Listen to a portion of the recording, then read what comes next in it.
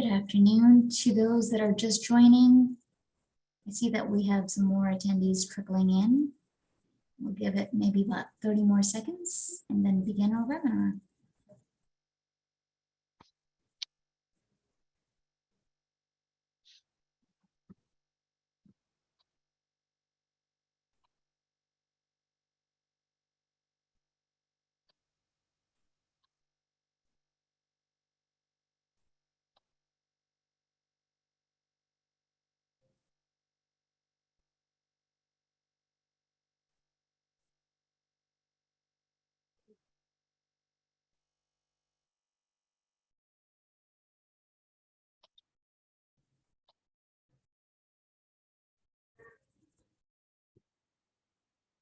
All right, let's go ahead and begin.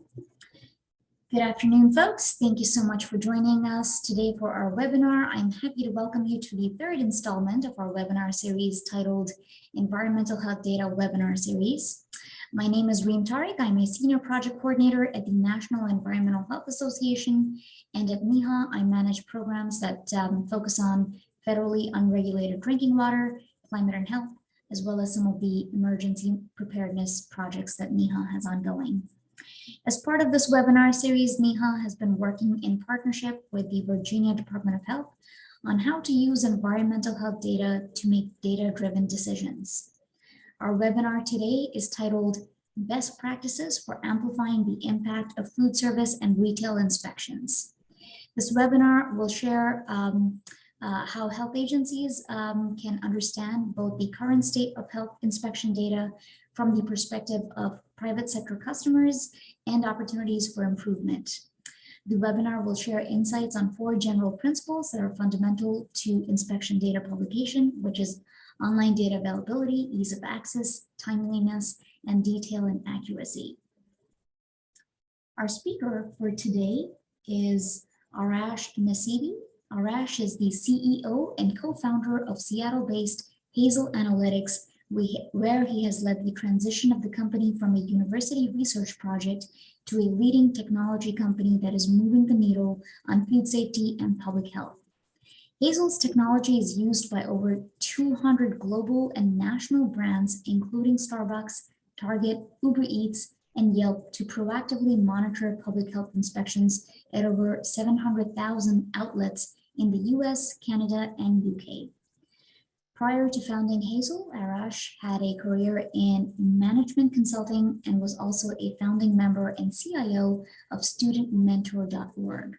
He holds an MBA from UCLA Anderson School of Management and a Bachelor of Science in Computer Science from UCLA. Before I turn it over to Arash, I do want to cover a few housekeeping items. Please note that this webinar is being recorded. The recording to this webinar will be placed on the NEHA's website 2 weeks after its completion. As far as questions for this webinar, just know that we will be holding all questions until the end of the webinar, that is after the presentation. If you do have any questions though, feel free to put them in the Q&A box or the chat box, and we'll address them towards the end. Lastly, there is going to be a survey that will pop up as soon as you X out of this webinar towards the end. Please do take that survey because your feedback does help us in improving future offerings. And with that, Arash, I'll turn it over to you. Thank you, Reem.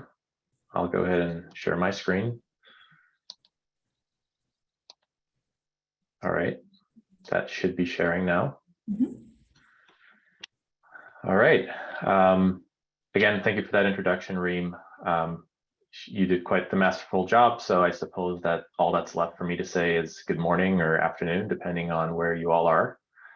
The title of the presentation is Best Practices for Amplifying the Impact of Food Service and Retail Inspections. That's obviously a mouthful, so what exactly is it that we're going to be talking about? I'm first just going to spend a couple of minutes talking about Hazel and our impact on public health. I think it's important that we do that because it'll help underscore the value of the inspection work that your agencies are doing and how it can span far beyond the borders of your particular jurisdiction. And next, and this is where we'll spend most of our time today, we'll do a deep dive on the 4 core principles that we've outlined for health departments to consider in order to improve actionability from their public health data. If you are interested in learning more about the private sector use cases, we actually did a presentation at the NEHA Annual Conference in Spokane about a month ago that we did jointly with the food safety team at Cheesecake Factory. And that was more of a presentation from the perspective of private sector. So just wanted to plug that presentation if that's interesting to you. It's sort of related content just from the other side of the table. So with that, I think Reem did a pretty good job of introducing Hazel, so I won't add much here. Again, we're a Seattle-based company. Our mission is to improve public health by effectively connecting food service operators, consumers, regulators, all for the purpose of driving action. We have over 200 brands using our platform. Some of the logos are listed here. In terms of our database of health inspections, we have over 18 million inspections and counting across 3 million facilities and counting. And over the years, we've been fortunate and proud to receive recognition from both the food service and retail industries for our innovation in food safety. I mentioned that we were born out of university research, and the genesis of that is a particular paper that 2 of my co-founders, Ginger Jin and Phil Leslie, did when they were academics at UCLA in the early 2000s. They effectively studied the effects of LA County introducing restaurant letter grades in the late 1990s and wanted to know what the impact was on foodborne illness. And what they found was that there was a 13% reduction in the years following that change in system. And this benefit has been more recently reproduced on an even bigger cross-jurisdictional scale. The research we're highlighting on the right was done by University of Minnesota, where they actually found a 61% reduction in foodborne illness in jurisdictions that require the posting of letter grades at point of sale. Just to call out, the evolution of our company, this paper on the left is what kickstarted it all. Phil and Ginger continued doing more research related to health inspections and health departments. And in 2010, got research funding to create a centralized database of health inspections. And that's ultimately what turned into Hazel Analytics when we commercialized that research in partnership with UCLA and the University of Maryland. Just to explain a little bit about how it works and what we do, it's best to describe in sort of 3 component parts. Starting at its most foundational is our data collection. We're collecting data from over 1,000 health departments across the US and Canada and UK. We collect about 2 million inspections per year, or roughly 7,700 per business day. We collect about 95% of the data that's digitally available in the US, and we have similar percentages for Canada and UK. And once the data comes in, we're standardizing it. That's the next step. Standardizing means a couple things. In its more basic sense, it means making the data look and feel the same so that, as an end user, you don't feel like you're interacting with 1,000 different data sources. But perhaps even more importantly, we're enriching the data. And this is where we use AI, like machine learning and natural language processing, to make the data more useful than its raw form. Some examples of this would include filling in inspection types when the health department doesn't publish them. So for example, distinguishing between a routine and a re-inspection, mapping violations to a common standard like the FDA food code, or devising standardized scoring systems to allow for cross-jurisdictional comparisons. And finally, we're rolling all of this up into user-facing software and products to make it easy and maximize actionability for a number of different stakeholders. Speaking of stakeholders, this is a great bird's eye view of sort of the various stakeholders we serve. Starting at the top, you see food service operators and retail operators. We have over 200 major brands that serve millions of people every day using our platform. And these are places that you've likely eaten at yourself in the last month, if not the last week. We also work with Yelp, where we power health scores for over 700,000 restaurants to give consumers the ability to make more informed dining decisions. And we also work with food delivery companies like Uber to use our platform to verify the legitimacy and compliance status of their restaurant partners. And of course, with each of these stakeholders, while their individual use cases may vary, they're all rowing in the same direction of protecting public health. I wanted to focus in on the food service operator use case a bit more. This is the lion's share of our users. So these are typically, corporate food safety professionals at chains. It's hard to estimate precisely, but something along the lines of 1/3 to 1/2 of all restaurants are operated by chains. So this is not an insignificant slice of the food service ecosystem. And of course, the larger a chain gets, by proxy, the more people they serve and the more complex their food safety and compliance becomes. So these are just some of the use cases that our corporate food safety teams see when they use our platform. So it's things like just having inspection visibility, what's going on the ground at their various locations, better identification of risk. So being able to parse through the higher risk inspections and violations from those that might be lower risk, performance rankings so that they can, understand where their, trouble facilities or regions lie, getting more insights into what the top violations are that they're receiving, benchmarking against competitors and other types of executive reporting, and perhaps most importantly, corrective action management. So actually taking action on the data that they're seeing in order to improve outcomes for subsequent inspections. I'm just going to highlight a very quick example here. This is a leading national full service restaurant chain with hundreds of locations that you've undoubtedly heard of and likely eaten at. Prior to using our platform, they did not have a formal system in place for monitoring and completing corrective actions on health departments inspections. And by using our system, they've been able to implement such a formal process, and it's become sort of the building block of their active managerial control and broader food safety culture.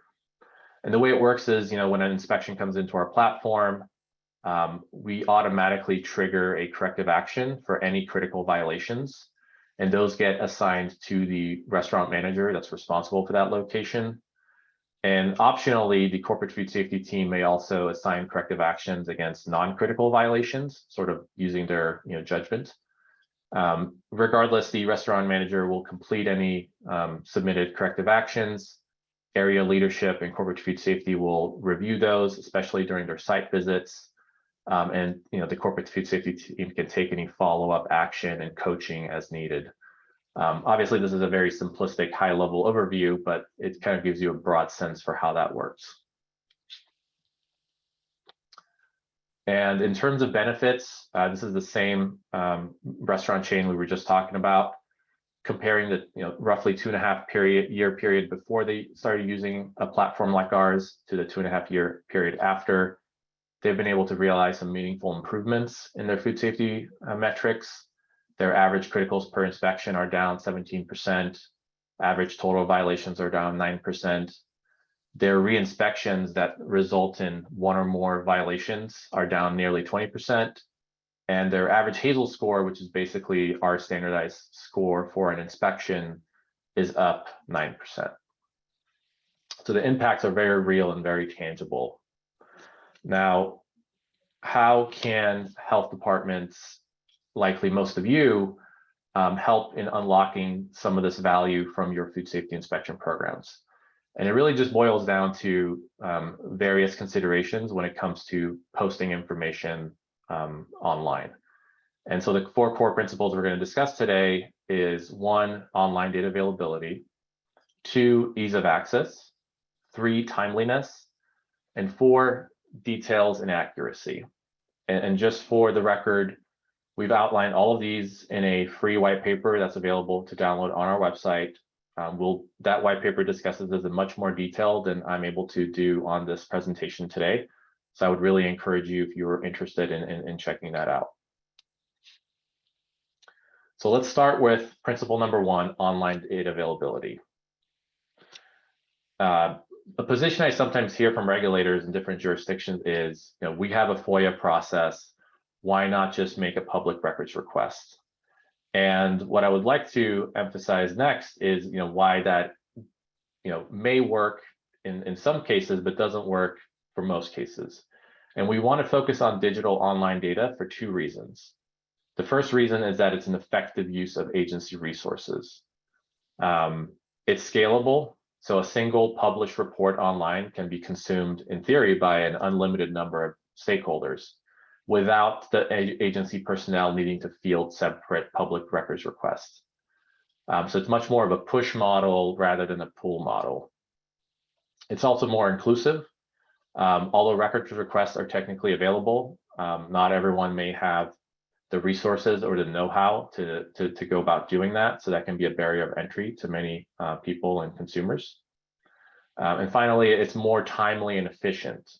As a requester, you don't really have a way of knowing whether the data you're looking for, let's say the most recent inspection for a particular restaurant, is even available yet, right?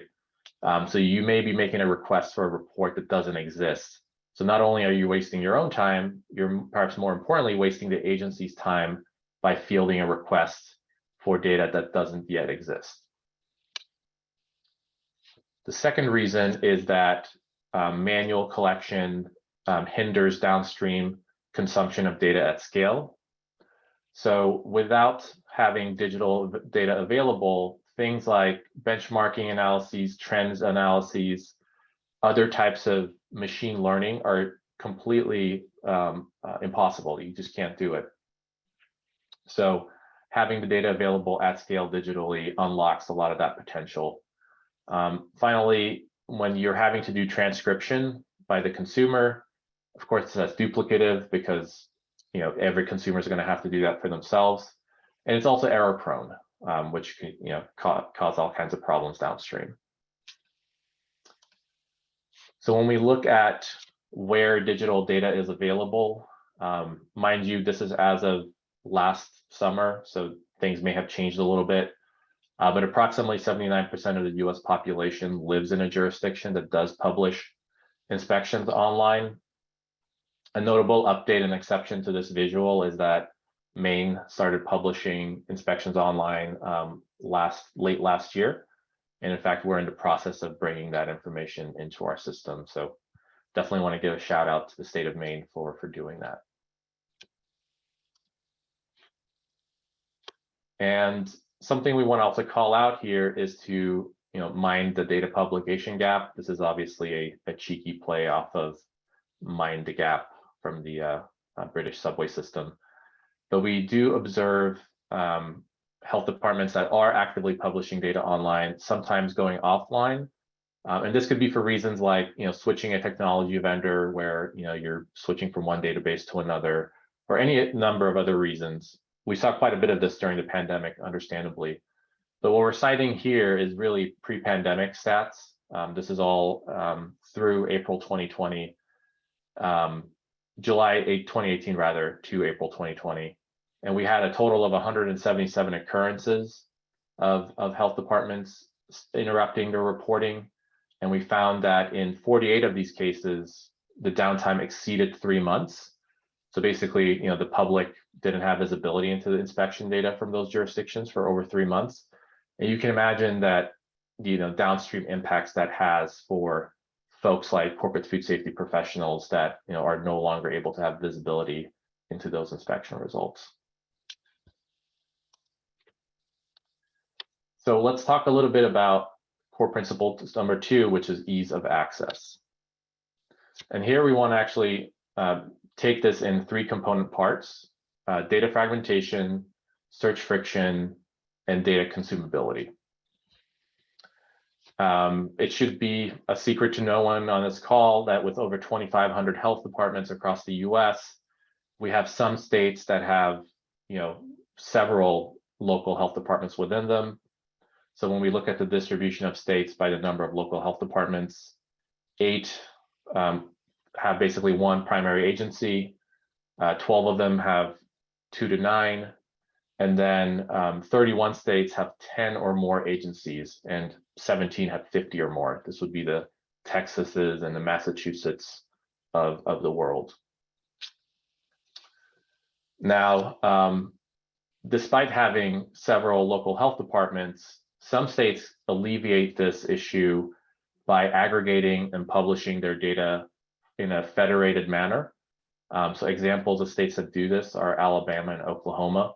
So even though they have multiple local health departments, there is a state level portal where each of these health departments feed their inspection data into, which makes it really easy and convenient for consumers to access that information.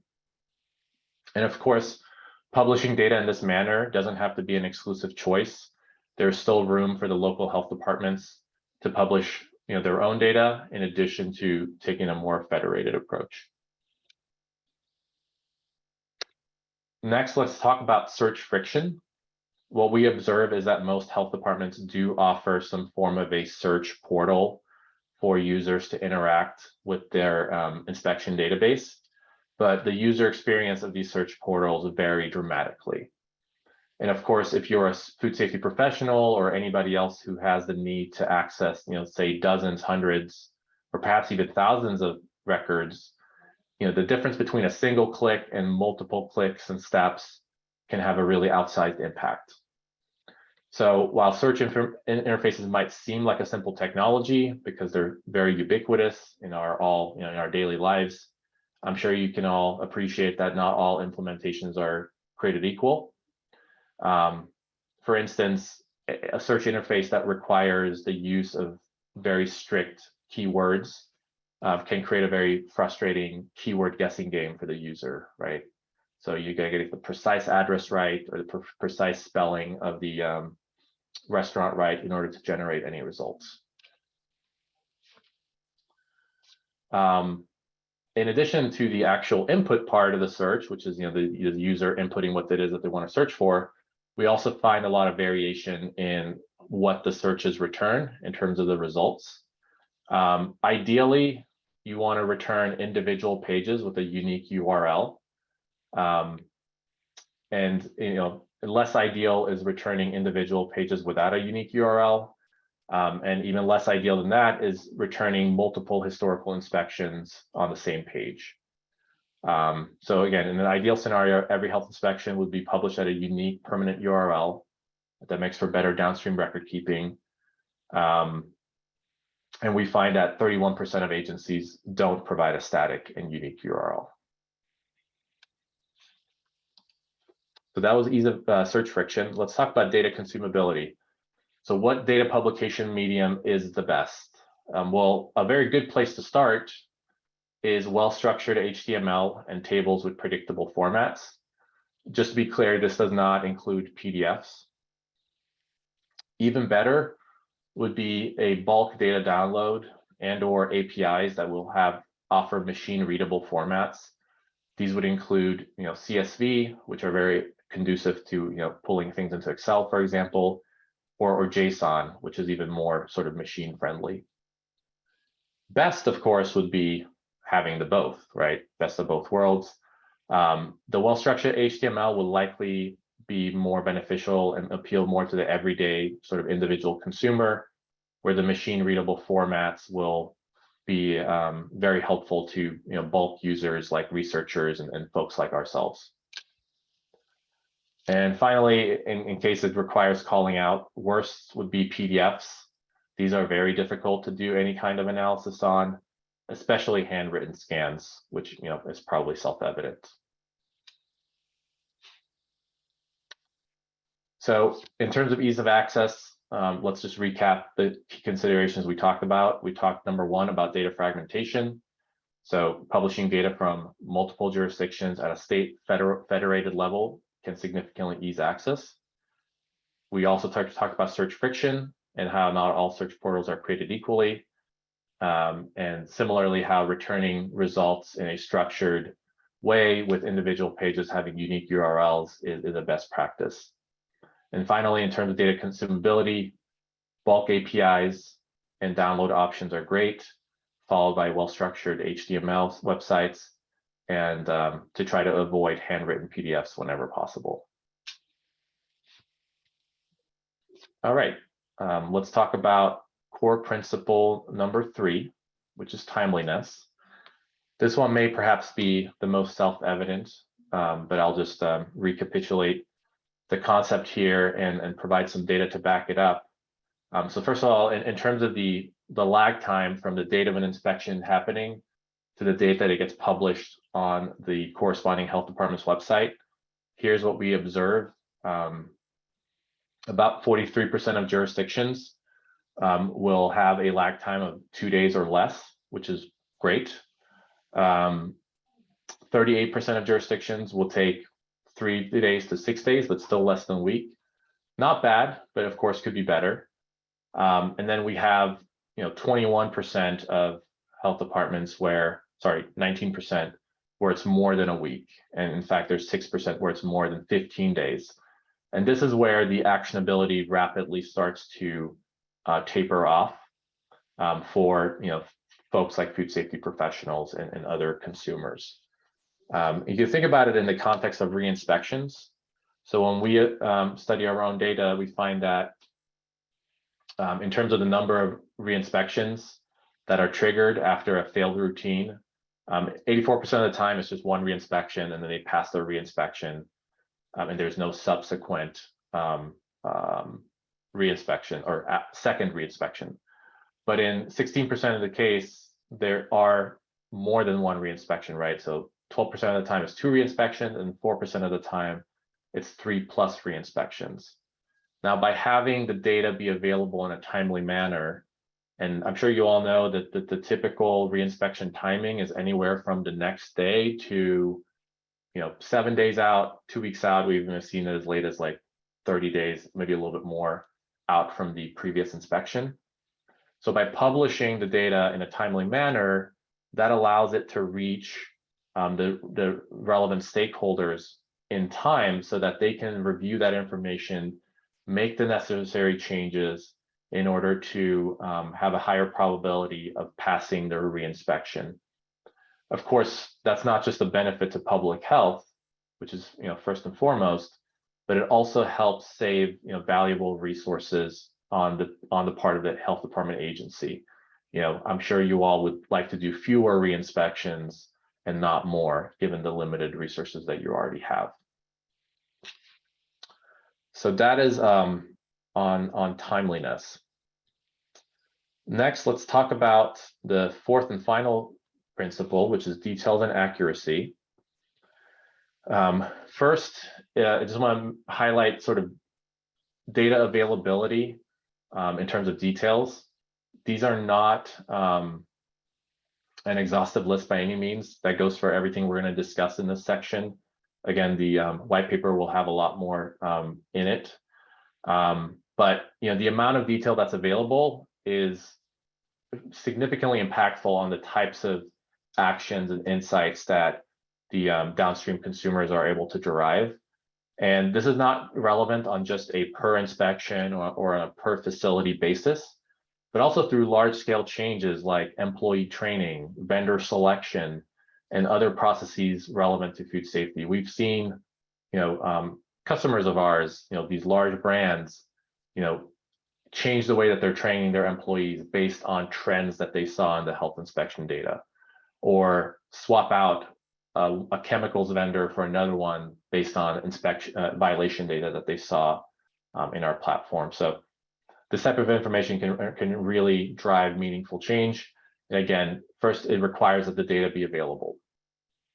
So what are some data attributes that are high value, and what are the corresponding rates that we see them being published?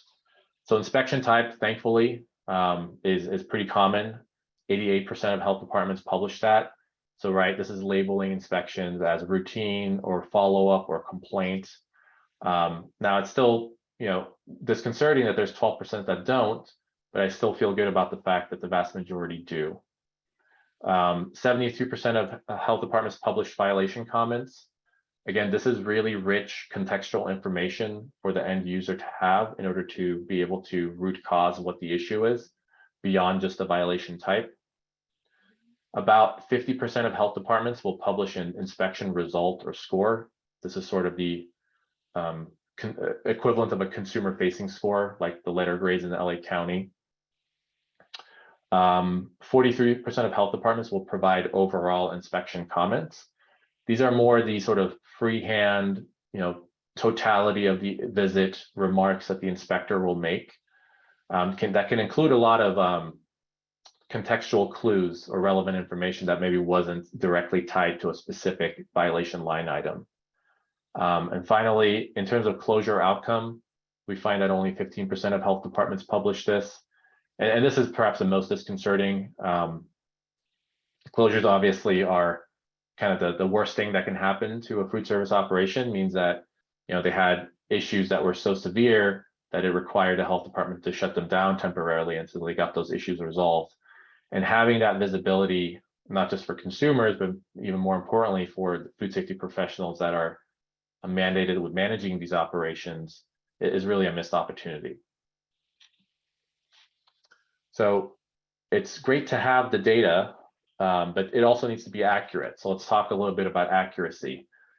And when it comes to errors in health inspection data, we find that they can often be traced back to just human error as part of the data entry process, or other times it's bugginess in the software that the health department is using for publishing the information online.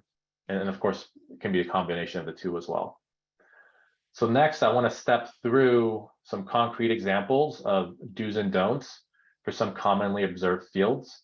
And we're going to touch on fields related to facility information like business name and address, fields related to the inspection itself, like the date and time and inspection type, and also violation level information. And again, this list is by no means exhaustive. In the white paper, we outline many, many more fields and provide do's and don't examples of those fields. So let's start with facility information and something as simple as the business name. So in the table here, we're outlining kind of do and don't examples. So don't, for example, abbreviate or misspell or use incomplete names. So in this first example, we're looking at to a human eye, you can tell that that's referring to an international house of pancakes, i.e. IHOP. But to a machine, that would be very difficult to interpret. Instead, use the complete DBA name whenever possible. So Subway, Starbucks Coffee Company, Bravo Cucina Italiana. The don't example of Bravo Cucina was just Bravo, right? Which is very much shorthand for that restaurant name. Don't use just the legal entity name. So oftentimes when a restaurant gets permitted, it's being permitted to the legal entity, not necessarily the user-facing restaurant name. But again, for downstream users, that restaurant name as it appears to the public is what's most relevant, more so than the legal entity. So ideally, you include both. So Sencal Subs, the DBA Subway, right? So it's a franchise group called Sencal Subs that's operating a Subway. Similarly, Cowabunga Inc., DBA Domino's. So just having the legal name can be very difficult and misleading because you actually lose track of what the underlying restaurant is. And last but not least, using limited identifying information in multi-location situations. Airports are a great example of this. Most airports have multiple Starbucks, for example. So saying just Starbucks main terminal or Starbucks departures isn't very helpful when there are multiple Starbucks in departures or multiple Starbucks in the main terminal. So best practice here would be to be as specific as possible. Starbucks, Terminal C, Gate 12. Starbucks, Terminal C, Gate 33. So that's a little bit about business name. Next, it's very helpful to also include a unit number. This is most relevant, of course, for chain-based operators, because they internally will use that as sort of their primary record. So this is going to be an incredibly helpful data point to include. And we're showing some examples of that on the screen. In regards to street address, the Best practice here, of course, is to align the address as closely to U.S. Postal Service standards as possible, which would include, the full number of the address, using standardized formatting for addresses in terms of north, avenue, et cetera, including the city, including the state, the zip codes, et cetera. What we find particularly problematic in terms of the don't examples are just using cross streets or the nearest intersection. So, Wrangell Hill Road and Red Lion Road, not helpful from a data consumption perspective. Perhaps even worse, using incomplete or incorrect formatted addresses. So just Union Street and not having a number. And PO boxes, of course, are a big no-no as well, because those are not very helpful. Okay, so let's look at some inspection-related fields. This is more of a records sort of data publication level consideration, which is having a unique identifier for each and every inspection. This is particularly helpful in disambiguating inspections that happened on the same day. Whether it was a reinspection, let's say there was an inspection in the morning and then a reinspection in the afternoon, just understanding that those are two separate inspections and not the same or potential duplicate is very helpful.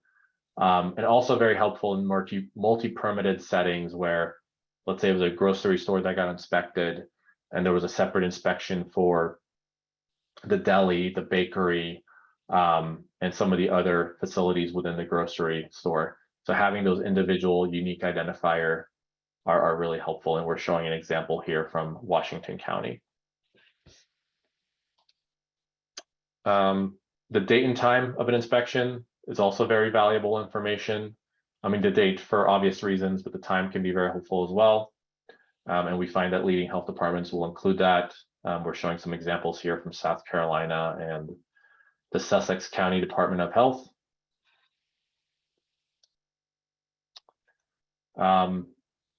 The inspection type, again, hugely important.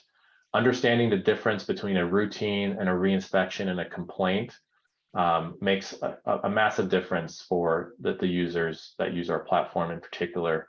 A reinspection obviously inherently implies that there was an issue with the previous inspection, and a complaint, is the member of the public citing a concern. Whether it can be a substantiator or not is a different issue.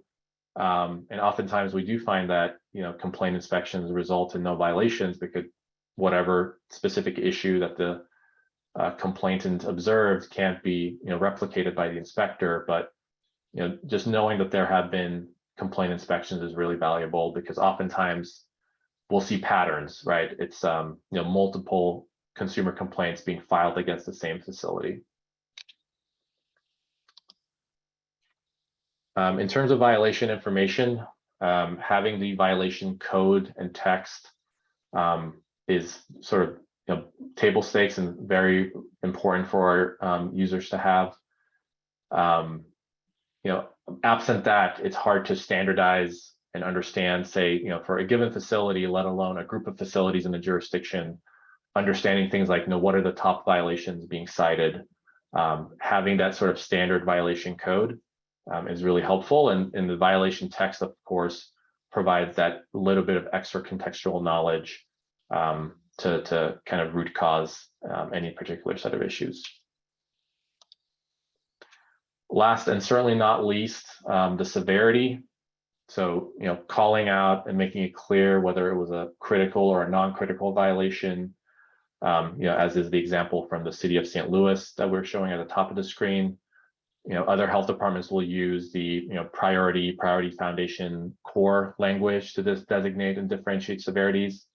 Whatever your jurisdiction is using, just encouraging you to make that explicit and published so that the users on their end know where their critical issues are, so that they can focus on those in particular. So to bring this to a close and wrap up, I just wanted to very quickly recap what it is we talked about in terms of the core principles. First and foremost, online data availability None of this matters if the data is not online. So that's sort of the core thing to start. Second, it's making the data as easy to access as possible, especially keeping sort of bulk users in mind. Third is timeliness, right? So timeliness is king. The sooner that data goes online, the more actionable it becomes. And fourth, it's not forgetting about details and accuracy. More detailed, more accuracy, that'll all serve the end users well. And the last thing I'll say is that this is all in line with the FDA's new era for smarter food safety blueprint that they've been championing now for about 2 or so years. And I've just copied some excerpts here from the blueprint around establishing and working with multiple stakeholders to analyze big data. That's really what we're doing at the core of our mission, engaging with different partners in a broad coalition, and finally to creating public-private data trusts, which is also sort of core to what we do. So the era of food safety smarter food safety has already begun. It's here. So we just need to kind of chip in to do our part. So with that, I just want to thank Neha for hosting me and giving me a forum to speak here today, and then all of you for listening, and I'll gladly take some questions.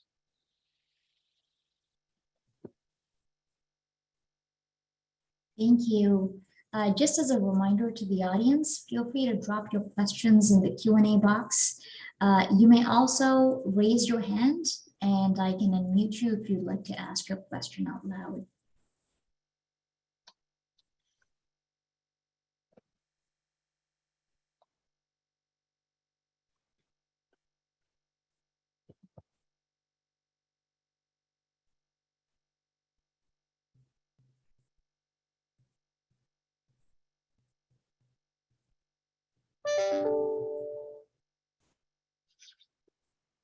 It's a quiet group.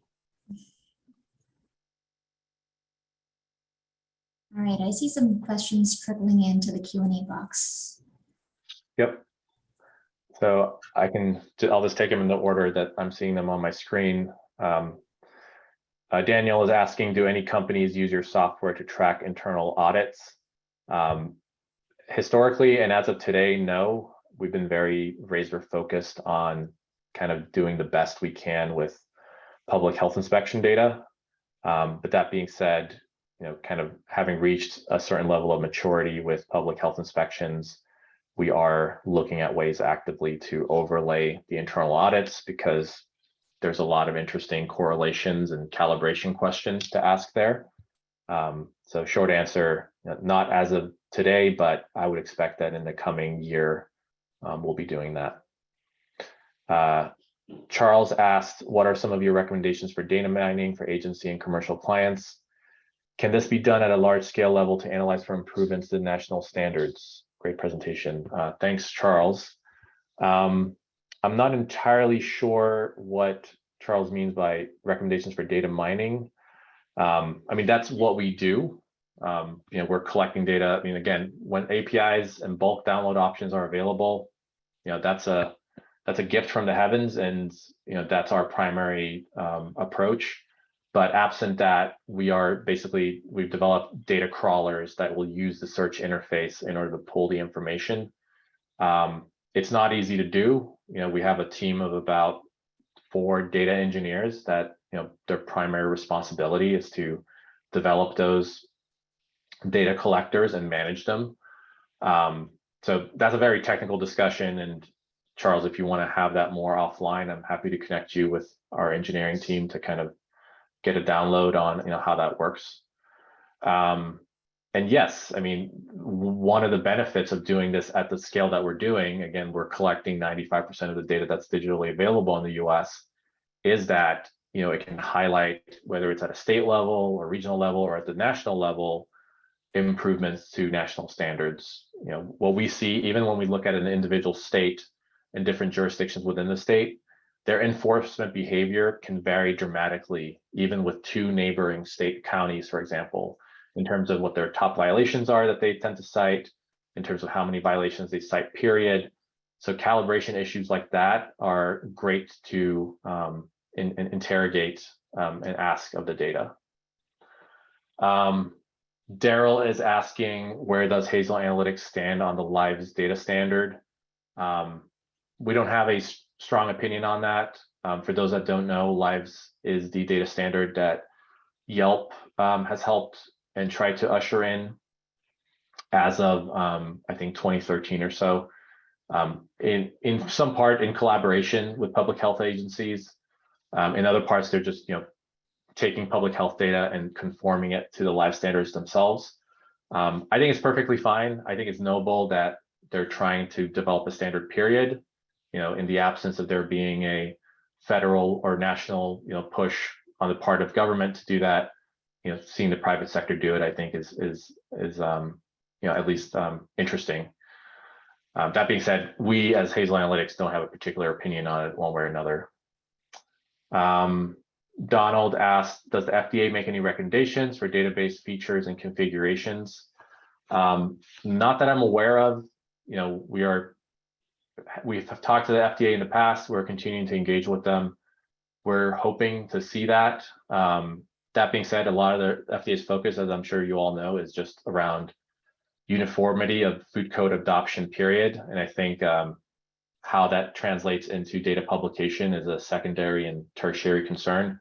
Of course, personally, I would like for it to be part and parcel of the same conversation, because the uniformity of enforcement practice and behavior is only so valuable if it's not being reflected in the data that's being published. So short answer, I haven't seen any recommendations yet, but I would love to see them. Douglas is asking, can you elaborate on the topic of data standardization? For example, what assumptions do you have about each state adopts the FDA's Model Food Code as a regulatory foundation? As you may be aware, not every state uniformly adopts the most current, right? Moreover, many states modify them more. Yeah. So I'm acutely aware of that, and that's one of the, let's call it, problem areas that our company was founded on to try to solve, is the fact that not only is data fragmented, meaning that it sits with multiple thousands of health departments, it's also that these health departments can kind of put their own spin on the FDA food code, be it a version from 1995, or in the case of California, just not adopting the FDA food code, period, and having their own. So the need to standardize arises in part from that, so that if you're, say, Starbucks corporate food safety, and you're trying to understand, nationally or in a given region, what are your top issues, you need some form of standardization to do that. So what we do internally, in part, is we map everything. When I say everything, I mean all violations from all jurisdictions to the 2017 FDA food code. And that provides a proxy for our end users to be able to do that kind of cross-jurisdictional comparison. I hope that answered Douglas's question. Cindy asked, I missed the first part of the presentation, so this may have already been stated. Do you circle back to the health departments to ground truth assumptions made? For instance, we send reports to the operator within 3 days of inspections, but don't post until 7 days after. This allows a short period to correct inadvertent mistakes clarified. Is this reflected in the pie chart with posting dates? Good question. In terms of what we would be considering the start and end time of that, posting period, would be whenever it hits the health department website. So based on the example you're citing, Cindy, we would be using 7 days, not 3 days, as like the publication time. And we know that health departments will oftentimes publish updates to inspection records. Let's say that there was a rightful challenge to something that was cited or miscited, quite frankly, and the health department subsequently updates a record that's been already published. We will capture those updates, and that'll be reflected in our system as well. So it's not just that we're collecting information once and then never looking back at it.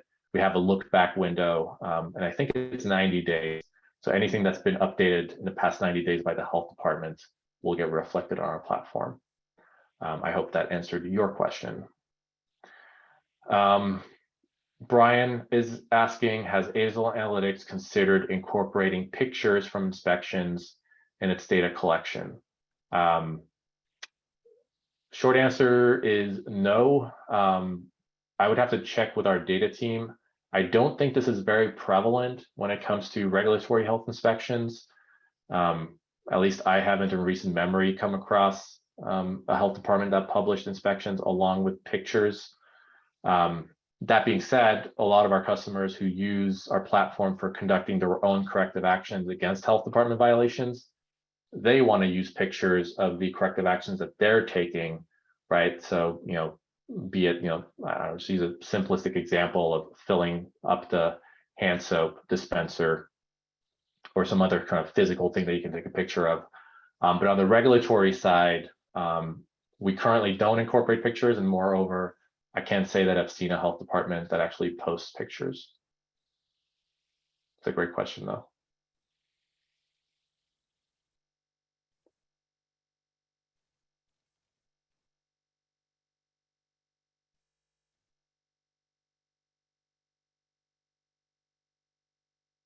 The questions were flying in there for a second, so I felt the need to really do a speed round. I would have slowed down a little bit had I known that we would get to the end.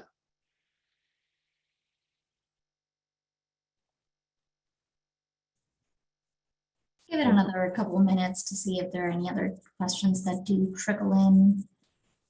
Yep, I always suffer from delayed question formation. I'll leave a presentation and 15 minutes after or later the day, like, oh man, we should ask that. So to that end, I'll also just say, my contact information is on the screen. If I'm not able to answer your question, I can always route you to someone on our team who can. Kanita's asking, how can we view the recording? I think that's more of a question for you, Reem. Sure. So we will be placing the recording on the NEHA website about 2 weeks from now. So be on the lookout for that. But if you do need access to the recording sort of prior to that, I'm happy to provide a link to the Zoom recording. So Kanita, you can connect with me. I will be sharing my contact information towards the end. In fact, you know what? I'm going to just drop it in the chat. In case anyone needs to connect with me regarding the recording.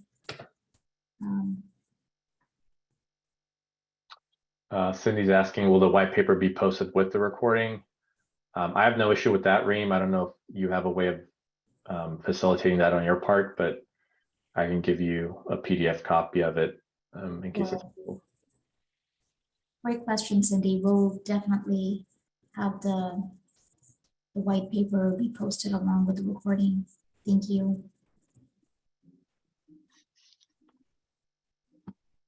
All right.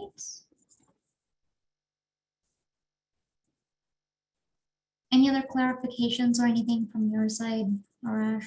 Anything you want to mention? No, again, just want to thank everyone for not just their time today, but the broader work that they do in the service of public health. We're all on the same team, or at least trying to achieve the same objective in protecting public health. And I hope I just illuminated a few different things. And I don't think most of these things are difficult, especially if you're already publishing data online. I would amount most of these things to tweaks rather than wholesale changes. And I know there's a lot of technical jargon in there, which can feel intimidating, understandably. And we're happy to kind of do just consultations and work with the regulatory community. We don't have any business with the private public sector, so this is not something we're looking to make money from. It's really just benefits everyone involved to do some of this stuff. So feel free again to reach out offline, and we can see if we can help you out. Great, thank you. Thank you, Arash, so much for the insightful presentation, for answering all the questions. I want to thank all the attendees for joining us, and for all the folks that asked questions. With that, I just want to remind folks that we do have another webinar, the fourth installment within the series tomorrow, which is scheduled for, let me just confirm here. Also, or not also, I should say 2 p.m. Eastern tomorrow. And we're going to be hearing from Washington State Department of Health on their climate and health program. So I hope you do get a chance to attend that. I'm going to go ahead and drop the registration link in our chat here, just for easy access. And lastly, I just want to remind folks that as soon as you do exit out of this webinar, that survey will pop up. Please do take the survey so we can improve the webinars that we will be continuing to offer on NEHA's end. Thank you so much, and hope to see you tomorrow. Thanks. Thanks, everybody. Thanks, Reem.